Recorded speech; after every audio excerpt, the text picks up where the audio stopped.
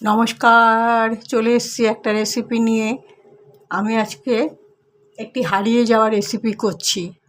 যদিও আপনারা এটা মাঝে মধ্যে করেন, কিন্তু সবার ক্ষেত্রে কিন্তু এটা হয় না। আমরা পালং পনির করি, বা মটর শাক করি, ছোলার শাক করি, বেতো শাক করি, সর্ষে শাক করি, কিন্তু মূলো শাকটা পূর্ববঙ্গের একটা বিখ্যাত আইটেমের মধ্যে পড়ে। এটা খুব একটা কারো বাড়িতে এখন হয় বলে শোনা যায় না, পাতাগুলো ফেলেই দেয়। আমি আজকে মূলো শাক করছি। প্রথমে কড়াতে তেল দিয়ে দিলাম।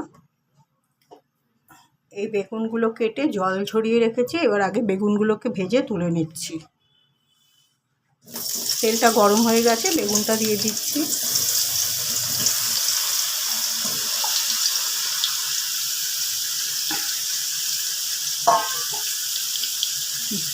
মূলো শাকটা এখন খুব রেয়ার হয়ে গেছে, সে খুব একটা কেউ দেখছি খাচ্ছেও না। পালং টালং খাচ্ছে,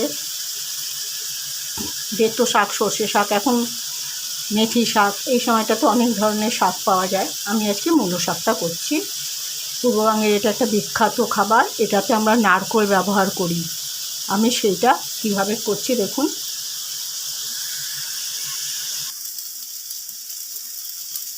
দিয়ে দিচ্ছি সামান্য একটু হলুদ।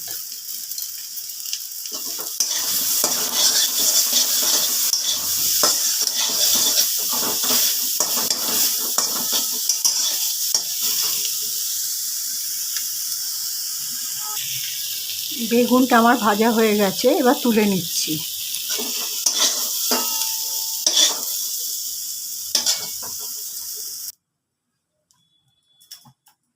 কড়াতে একটু তেল দিয়ে দিচ্ছি।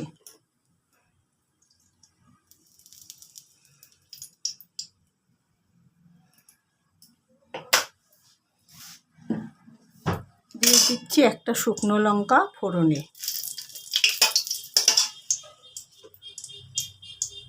এবার শাকগুলোকে আগে কেটে ধুয়ে জল ঝরিয়ে রেখেছিলাম, শাকগুলো এবার দেব।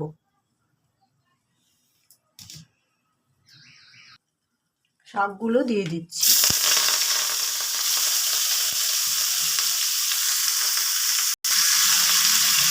দিয়ে দিচ্ছি এই পরিমাণ নুন।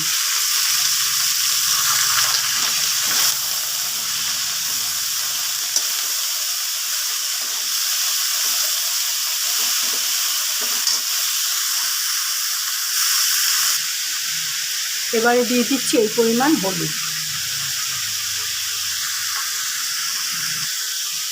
এবারে দিয়ে দিচ্ছি দুটো কাঁচা লঙ্কা, একটু ভেঙে ভেঙে দিয়ে দিচ্ছি। মূলো শাকটা আপনারা করে খেয়ে দেখবেন, বাজারে ফেলে দিয়ে আসবেন না, খেয়ে দেখবেন খুব ভালো লাগে। একটু নারকেল দেবো আমি এর মধ্যে। এই যে নারকেল কোড়াটা আমি দিয়ে দেবো, কিছু পরে দেবো। এই যে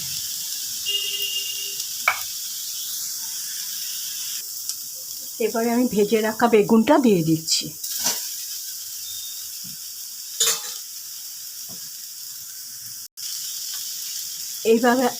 এবারে আমি দিচ্ছি কুড়িয়ে রাখা নারকেলটা।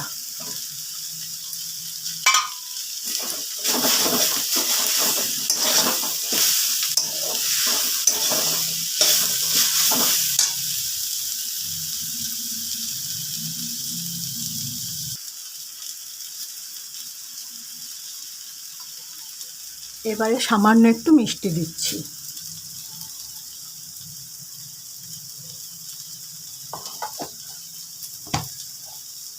মূলো শাক রান্নাটা মোটামুটি শেষ পর্যায়ে চলে এসছে, আর একটু বাকি আছে।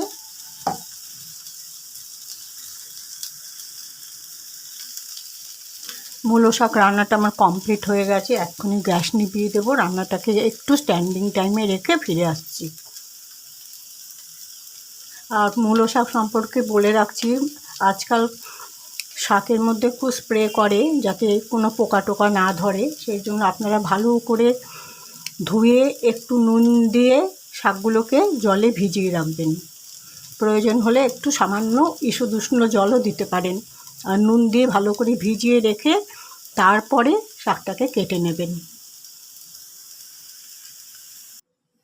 মূলো শাক রান্নার পরে রান্নাটাকে স্ট্যান্ডিং টাইমে রেখে আমি পাত্রর মধ্যে ঢেলে নিয়েছি। দেখুন ঠিক এরকম হয়েছে। রেসিপিটা আমি পুরো শেয়ার করেছি। যাই হোক, আমি আমার রেসিপিটা আজ এখানেই শেষ করলাম। আগামীকাল একটা নতুন রেসিপি নিয়ে আসবো। সবাই ভালো থাকবেন। নমস্কার।